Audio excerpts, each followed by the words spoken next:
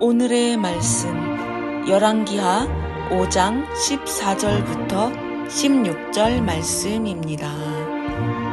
나아만이 이에 내려가서 하나님의 사람의 말대로 요단강에 7번 몸을 잠그니 그의 살이 어린아이의 살같이 회복되어 깨끗하게 되었더라. 나아만이 모든 군대와 함께 하나님의 사람에게로 돌아와서 그의 앞에 서서 이르되 내가 이제 이스라엘 외에는 온 천하에 신이 없는 줄을 아나이다. 청하건대 당신의 종에게서 예물을 받으소서 하니 이르되 내가 섬기는 여호와께서 살아계심을 두고 맹세하노니 내가 그 앞에서 받지 아니하리라 하였더라. 나아만이 받으라고 강권하되 그가 거절하니라. 아멘. 오늘은 능력을 구하는 이유라는 말씀으로 은혜 받도록 하겠습니다. 여러분들 중에 대다수가 밤마다 이제 다 모여가지고 크게 부르짖으면서 기도한 줄로 압니다. 저도 그렇고요. 그리고 여러분들 중에서도 아마 능력을 구하기 위해서 능력을 달라고 기도하시는 분들도 있을 것입니다. 예, 그 좋은 거예요. 계속 기도하시기 바랍니다. 예, 제가 여쭤보고 싶은 건 이겁니다. 왜 능력을 구하십니까? 능력을 구하시는 여러분의 개인적인 이유가 무엇입니까? 쿨해 보이고 싶어서요? 아니면 부와 명예를 얻기 위해서? 권력을 얻기 위해서? 예, 문제는 이 세상에서 이러한 능력을 하나님께로부터 선물로 받았는데도, 거저 받았는데도 마치 자신이 노력해가지고 받은 것처럼 사용해서 자신이 원하는 것을 얻는 사람들이 많습니다. 탐욕이 빠진 것이죠. 예언이나 병고침으로 부를 쌓고 마음이 교만해지는 사람들이 있습니다. 이건 무당이나 점쟁이들이 복채받는 것하고 비슷합니다. 예언하고 또는 병고침 위에서 푸닥거려가지고 복채받는 것하고 비슷합니다. 박효진 장로님이라고 제가 가끔 유튜브를 통해서 듣는 분이 계시는데요. 그분이 언제 한번 뭐라고 말씀하셨냐면 어느 교회에 어느 한 분이 계셨는데 예언의 능력을 받으셨답니다. 그래서 그분이 하시는 모든 것마다 다 떨어진다고, 그대로 다 이루어진다고 합니다. 그런데 문제는 뭐냐면 그분이 좀 겸손해져서 좀 낮춰졌어야 했었는데 계속 대놓고 해야 되니까 그 교회 사람들이 목사님 말보다 그분 말을 더 듣는 거예요. 실제로 그 목사님이 아니라 그분이 더 권세가 있는 거예요. 그리고 그분이 나중에는 어느 정도까지 갔냐면 아예 대놓고 돈까지 요구했다고 합니다. 돈을 나한테 얼마 주면 내가 이 좋은 예언 해줄게 이러면서. 점쟁이하고 크게 다를 바가 뭐가 있습니까? 13년 전에 여기 이래교회, 한국 이래교회에서 이 이래교회가 어떤 한 분을 알게 되었습니다. 그분이 어떤 인사를 받았냐면 병고침인데 침을 놔주면 그분의 병이 낫거나 암까지도 나요. 말기암까지도. 온갖 종합암을 다 가졌는데도 불구하고 침을 놓으니까 차도가 보이기 시작하는 거예요. 얼마나 대단합니까? 그렇다고 그분이 침수를 배운 것도 아니고 어떤 의학 공부도 한 것이 아닙니다. 정규 교육도 제대로 받지 못했대요. 그런데 하나님께서 그 능력을 주시니까 사람의 사람의 몸을 보면 어디 침을 놓는지 다 보인답니다. 어디 불빛이 보여가지고 어디 침 놓는지 다 보인답니다. 놀랍지 않습니까? 그래서 그분을 통해서 많은 분들이 치유를 받았거나 병이 차도를 보이기 시작했습니다. 그래서 얼마나 고마워요, 사람들이. 죽을 뻔했는데 이제 침을 놔줘서 이제 병이 낫게 됐으니까 얼마나 감사합니까? 그래서 많은 사람들이 그분한테 많은 것을 주었습니다.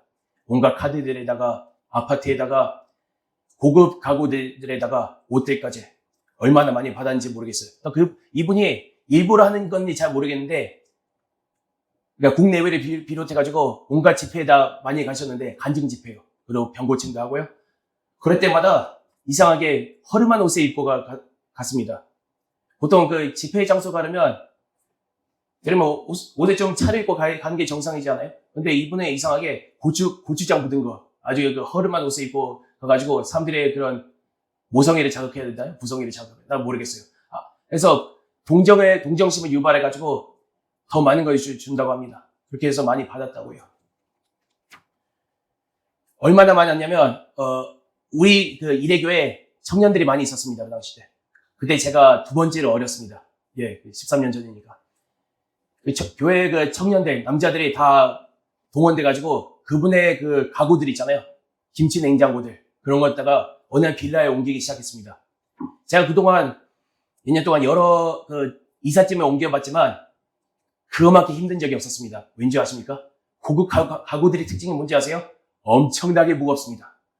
고급 목재로 사용했으니까 무거울 수밖에 없지 않습니까? 그리고 혹시 여러분들 돌침대를 보신 적 있으십니까? 돌침대를 보고 만진 적 있어요? 저는 만져본 적 있습니다. 보고 만져봤어요. 우리 같은 서민권들은 감히 쳐다도 못 보는 그 돌침대를 옮겨봤습니다.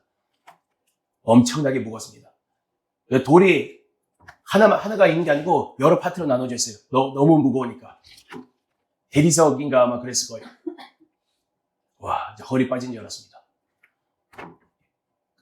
아무튼 김치 냉장고들 안에는 온갖 진귀한 그 음식들이 있는데 다 썩어가고 있고요. 말도 못했습니다. 온갖 고급 가구들이 다 있었고요.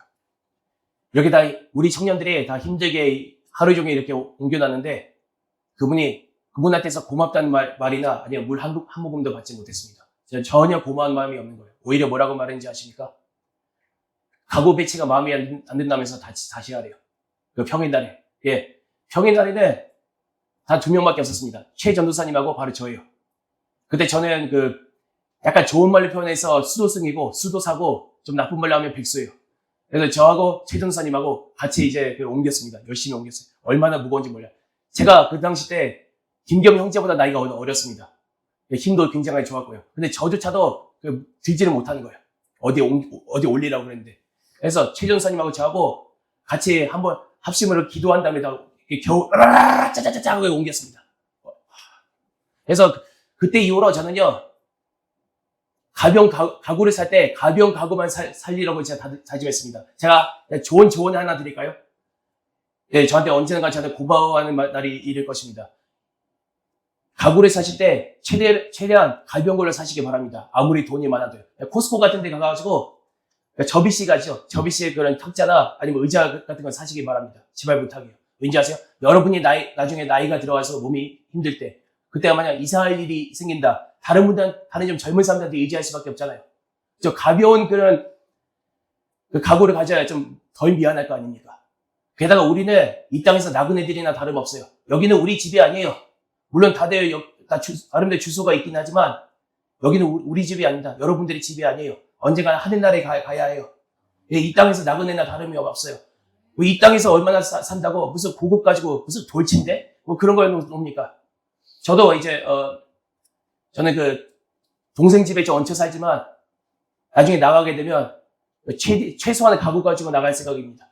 그래서 검소하게 남은 인생을 하나님을 위해서 검소하게 살기로 다짐했습니다. 물론 손인 접대용 그런 가구들 빼고는 제가 개인적으로 쓸 것은 아주 간소하게 살 생각입니다. 미니멀리즘. 잘 기억하시기 바랍니다. 물론 제가 아예 받지 말라고 하는 건 아닙니다. 그런 감사의 선물이 있잖아요. 약간이라도 받아도 좋습니다. 최소한의 의식주, 그죠? 이 땅에서 살아가면서 꼭 필요한 것들이 하고 또 경비가 있지 않습니까? 그리고 집회 다니면서 경비가 필요하잖아요. 경비를 필요한 것 외에는 되도록이면 받지 마시기 바랍니다. 왠지 아십니까? 예수님께서 뭐라고 말씀하셨어요? 이 제자들에게 능력을 주시면서 거저 받았으니 거저 주라고 말씀하셨습니다. 거저 받았으니 거저 주라고 꼭 기억하시기 바랍니다. 물론 받을 만한 거 받으세요. 또 예수님께서 뭐라고 말씀하셨냐면 일꾼이 그 삭슬 받은 것이 옳다고 말씀하셨습니다. 받되 너무 많이 받지 마세요. 그 은사를 가지고 부르막 축적하는 것은 아무리 봐도 좋지 않다고 봅니다. 그래서 그런지 엘리사 보세요. 문둥병이라고 그 당시 때 불치병을 고쳤습니다. 얼마나 대단합니까? 오늘날로 따지면 말기암이나 3기나 4기 말기암이나 아니면 에이즈를 고친 것하고 깨끗이 고친 것하고 다른 바가 없습니다.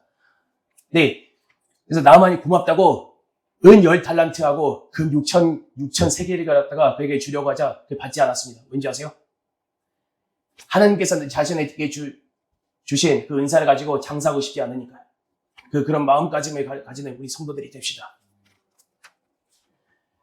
그렇다고 저는 능력을 아예 구하지 말라고 그런 건 절대로 아닙니다. 절대 오해하지 마세요. 오히려 구하라고 권장합니다. 왜냐하면 예언의 은사, 병고침, 귀신을 쫓고 죽은 자를 살리고 그런 은사들은 아는 사람들이 유익하게 하지 않습니까? 남을 유익하게 하는 것인데 왜 제가 뭐라고 받지 말라고 그런 말을 하겠습니까? 그러니까 꼭 구하시길 바랍니다. 네, 꼭 기억하세요.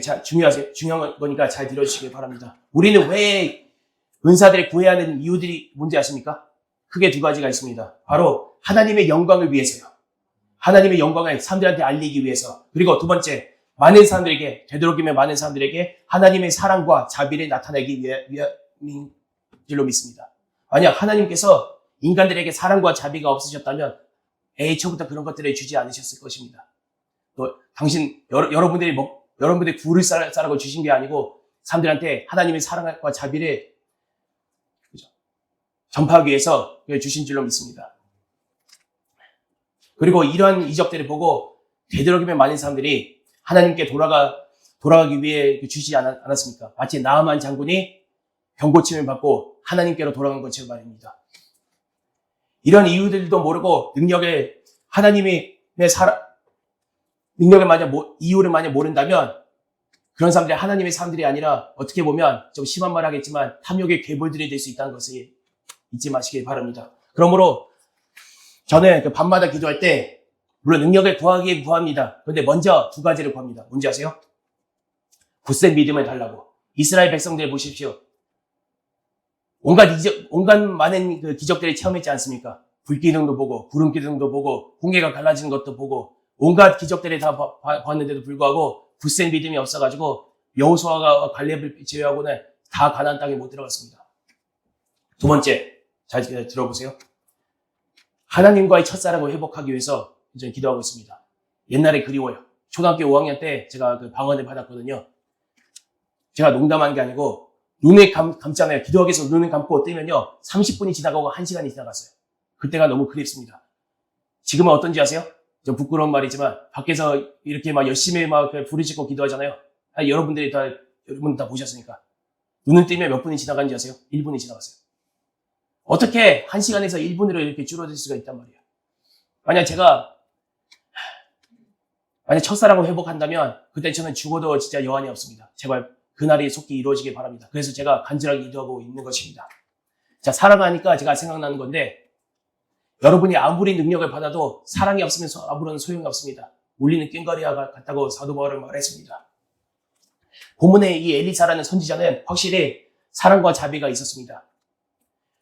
그의 어느 한 신학생이 죽자 그의 과부가 된 아내가 제발 자기를 도와달라고 이렇게 간청하면서 그 신학생이 자기 남편이 진 빚이 있는데 빚 때문에 자기의 아이들이 노예로 팔려가려고 하고 있다 이렇게 간청을 하자 제발 도와달라고 하자 엘리사가 그에게 작은 기름이 있다는 것을 알아차렸습니다. 그래서 대륙은 많은 그릇들이 빌려라. 그래서 그 기름을 다 채워라. 기적적으로 다 채워졌습니다. 그래서 그 많은 기름 가지고 팔아가지고 빚을 변제하고 나머지는 당신과 당신의 아이들의 생활비로 쓰시오 이렇게 말했습니다. 얼마나 자비가 있습니까? 그리고 원수들에게도 자비를 베풀었습니다. 그러니까 시리아가 얼마나 이스라엘의 대단한 그런 원수였지 않습니까? 그런데 군대 장관이 나아만의 병을 고쳐주었습니다. 그리고 시리아 군대들이 엘리사를 잡으려고 에워싸자 어떻게 했는지 아십니까? 그들의 눈을 멀게 한 다음에 그들 사마리아 성, 그러니까 수도로 다 인도한 다음에 포위하게 했습니다. 그리고 죽였느냐? 원수들이니까 당연히 죽여야죠. 근데 죽이지 않고 그들에게 음식을 베풀어 주었습니다. 그러면서 내가 믿는 하나님의 이분이시다. 얼마나 자비하신 분이신가. 이렇게 나타내기 위해서 그들에게 많은 먹을 것을 베풀어 주었습니다. 예. 그리고 그는 감사를 알던 사람이었습니다. 제가 말한 그분하고 달리 그는 확실히 감사가 있던 사람이었습니다. 그가 어느 한 수넴 지역에 어느 한 여인의 집을 지나가자 그 여인이 그에게 하나님의 사람이라고 그에게 많이 죽게 하듯이 베풀었습니다. 엘리사에게 죽게 하듯이 대했습니다. 그를 위해서 극진히 대접해줬고 그를 위해서 지붕 위에 방까지 만들어주고 안에 탁자고 의자까지 다 놔주었습니다. 촛대까지 놔주고요. 그래서 엘리사가 너무 고맙다며 어떻게 했는지 아십니까? 그 수넴 여인의 태를 열어줘가지고 아이를 베게 했습니다. 나중에 그 아이가 추수 때 아마 열사병이었던 것 같아요. 추수 때 여름이니까 보통 서구 쪽이나 아니면 중동 때는 여름 때 복식을 거두니까요. 열사병으로 죽자 엘리사가 그래 다시 살려주게 해주고, 그리고 기근이 이제 오려고 하자 그 수넴 여인하고 가족한테 이 땅을 떠나서 잠깐 블레셋 땅으로 잠깐 피신해라. 그래서 명령을 내렸습니다. 그리고 다시 오자 자신의 그 사원을 보내가지고 그 땅을 다시 되찾게 해주었습니다. 얼마나 대단합니까? 그리고 엘리사는 그 은사를 가지고 호의호식하지 않았습니다. 자신을 위해서 불을 쌓지 않고 오히려 백성들과 같이 거하면서 어디에도 피신하지 않고 백성들과 같이 거하면서 고난을 같이 받았습니다. 기근이 있을 때마다 적들이 성을 포위할 때마다 그들이 같이 있어가지고 그들을 구해냈습니다. 예를 들면 기근 때 어느 한 사람이 믿음으로 대단한 믿음이요. 첫 열매로 그러니까 가난한 사람들이 먹는 게 보리였답니다. 보리로 보리떡 20개를 만들어가지고 엘리사한테 바쳤습니다. 그 엘리사하고 그분한테 속한 사람들과 같이 먹으라고. 근데 100명이나 되었습니다. 누구 코입에 붙입니까? 그래서 엘리사가 괜찮아 나눠주라 해가지고 구약판 오병이어의 기적을 베풀었습니다. 100명의 사람들이 그 조그만 빵 가지고 다 배불리 먹고도 남았다고 합니다. 그리고 기근이 심하니까 산 속으로 들어가서 그런 들 호박 있잖아요. 그런 거 가지고 갖고 와서 사람들이 이제 국 끓이는데 안에 독이 있는 거야. 독초를 누가 잘못 넣었던 것 같아요. 그래서 엘리사가 조그만 밀가루 가지고 뿌려가지고 독을 없애겠습니다. 그리고 그러니까 시리아가 다시 사마리아 성을 에워싸자 기근이 일어났지 않습니까? 먹을 게 없어지고. 엘리사가 어떤 기적을 베풀었냐면 에워싼 그 아람 군대들의 하루아침에 음식을 다 버려두고 다 도망가게 했습니다. 애국 군대가 들어오는 그런 소리를 착각하게 해가지고 도망가게 해가지고 다시 그 백성들의 기근에서 구원해냈습니다. 여러분이 능력 받는다고 해서 편안한 삶에 절대로 기대해서는 안 됩니다. 심지어는 예수님조차도 얼마나 많은 기적을 베풀어 주셨습니까? 죽은 자를 살려내고 문둥이들을 고쳐내고, 그런데도 불구하고 십자가의 고난을 받으셨습니다. 엘리사가 그나마 좀 형편이 나았던 것 같아요. 나머지 선지자들 보세요. 예레미야 선지자 보세요. 바벨론에게 황복해야 된다는 하필이면 그런 예언의 말씀을 주셔가지고 매국노 취급을 받고 평생 고생했습니다. 어떤 전승에 따르면 결국 자신의 그 동족들한테 돌에 맞아 죽었다고 합니다. 이사야 선지자 보세요. 얼마나 대단한 예언을 했습니까? 그런데 나중에는 므낫세 왕한테 톱에 켜서 죽음을 당했다고 합니다. 그러니까 만약 이런 사람들이 예언의 은사가 없었다면 차라리 그냥 편하게 살았을지도 몰라요. 그런데 하나님의 능력을 받으면서 고난을 받기 시작한 겁니다. 여러분이 능력을 받는 능력을 제발 달라고 간구한 줄 알겠지만 엘리사도 마치 엘리사처럼요. 고난을 받을 것도 각오하시는 성도들이 됩시다. 그런데 이 고난을 두려워하지 않을 것이, 우리 고난 중에도 마치 엘리사처럼 하나님께서 주신 능력으로 하나님의 영광을 사람들 앞에서 나타내고 그들에게 하나님의 사랑과 자비를 나타내면 우리는 나중에 이 땅에서 누릴 수 있는 모든 것보다 그 돌침대보다 더 많은 상급을 천국에서 받을 것입니다. 기억하시기 바랍니다. 그러나 하나님께서 주시는 이러한 귀중한 선물들을 오직 우리의 그 탐욕을 채우는 일에만 몰두한다면, 쓴다면 나중에 심판대에서 예수님께서 나는 너를 도무지 알지 못하노니 꺼져라. 이 불법에 행하는 자야 꺼져라. 이라는 무서운 말씀을 들을지도 모릅니다. 그러면서 갑자기 제가 생각나는 게 있는데 뭐냐면 발람 선지자 보십시오. 그는 은사를 가졌습니다. 예언의 은사를 받았습니다. 근데 그 사람이 좋은 인성을 가진 사람이었습니까? 전혀 아니었습니다. 모압 왕이 그에게 사람을 보내가지고 내가 복채를 줄 테니까 이스라엘 백성을 저주하게 해달라 이렇게 부탁했는데 그 사람이 뭐라고 대답했는지 아십니까? 하나님이 그러신데 안 된대요. 그 뜻이 뭔지 아세요? 만약 여러분이 학생이었다 쳐요. 학교에서 여러분의 반에 어떤 좀 불량배들이 여러분한테 와가지고 우리 몇 시에 어디를 가가지고 물건들 훔칠 거야. 너도 같이 올래? 이렇게 물어본다고 생각해 보십시오. 여러분이 만약 정상이라면 이렇게 대답할 것입니다. 야, 도둑질이 얼마나 나쁜 짓인지 알아? 야, 이제 그만둬. 이렇게 말을 하지 않습니까? 그런데 만약 여러분이 이딴 식으로 말한다고 생각해 보십시오. 가고 싶은데 선생님이 그런데 그런 짓 하면 안 된대. 그러니까 자기는 가고 싶은데 하나님께서 자기를 막는다는 것이에요. 결국 결국 근데 탐욕으로 가득 찼던 것입니다. 은사를 받았는데 탐욕도 있었다는 것입니다. 요즘 많은 그런 하나님의 그 은사를 이용하는 사람들하고 크게 다를 바가 없습니다.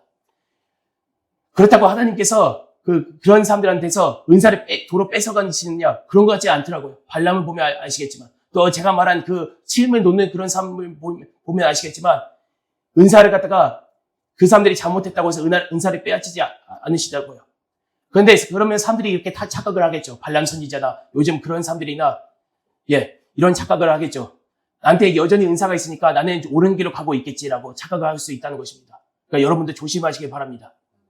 그러므로 우리는 이러한 능력을 받든지 안 받든지 마치 엘리사처럼 하나님을 경외하고 사랑하는 마음과 사람들에게 자비와 사랑을 베푸는 마음을 가지고 살아가는 성도들이 됩시다. 기도하겠습니다.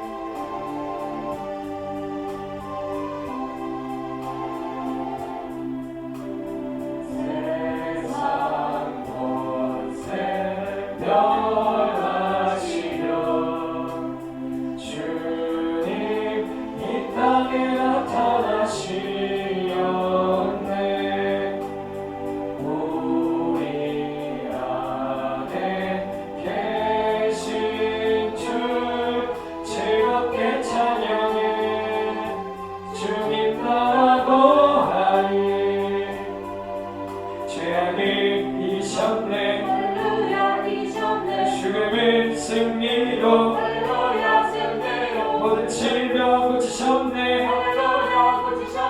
주 다스리시네. 주님 보혈 권능으로 우리 일어나 나가서 외치세. 어둠의 세력들 모두 물러갔네. 승리하신 나의 주. 죄악을 이기셨네.